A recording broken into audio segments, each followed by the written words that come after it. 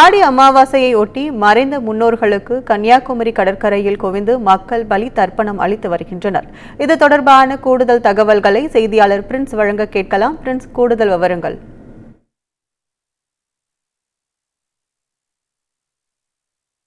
இன்று ஆடி அமாவாசையை முன்னிட்டு மறைந்த முன்னோர்களுக்கு பலி தர்ப்பணம் கொடுக்க அதிகாலை முதலே ஏராளமான மக்கள் குவிந்து வருகின்றனர். இந்துக்களின் முக்கிய விசேஷ நாட்களில் ஆடி அமாவாசையும் ஒன்று. இந்த நாளில் கடல், நதி, ஆறு போன்ற புண்ணிய தீர்த்தங்களில் இந்துக்கள் புனித நீராடி தங்களது முன்னோர்களை நினைத்து பலிகர்ம பூஜை கொடுப்பது வழக்கம். குறிப்பாக கன்னியாகுமரி முக்கடல் சங்கமிக்கும் திரிவேணி சங்கமத்தில் ஆடி அமாவாசை தினத்தில் லட்சக்கணக்கான பக்தர்கள் புனித நீராடி தர்ப்பணம் கொடுப்பார்கள். அதேபோல் இந்த ஆண்டும் ஆடி அமாவாசை இன்று கடைபிடிக்கப்படுகிறது.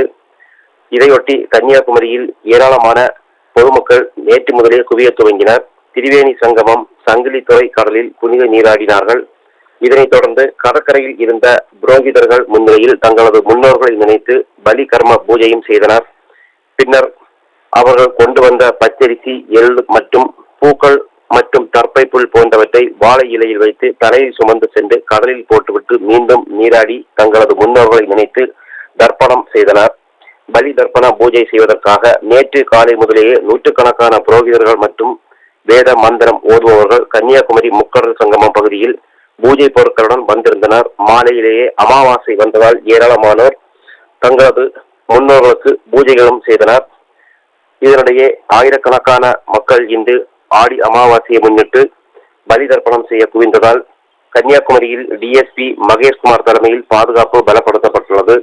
குமரி மாவட்டத்தில் ஏற்கனவே கேரளா பஞ்சாங்கப்படி நேற்றைக்கு குளித்துறை தாமிரபரணி ஆற்றில் பலி தர்ப்பணம் நடைபெற்ற நிலையில் இன்று இரண்டாவது நாளாகவும் குளித்துறை தாமிரபரணி ஆற்றின் கரையில் மறைந்த முன்னோர்களுக்கு பலி தர்ப்பணம் செய்ய ஏராளமான மக்கள் குமரி மாவட்டம் மட்டுமின்றி கேரளாவிலும் இருந்து வந்துள்ளனர்.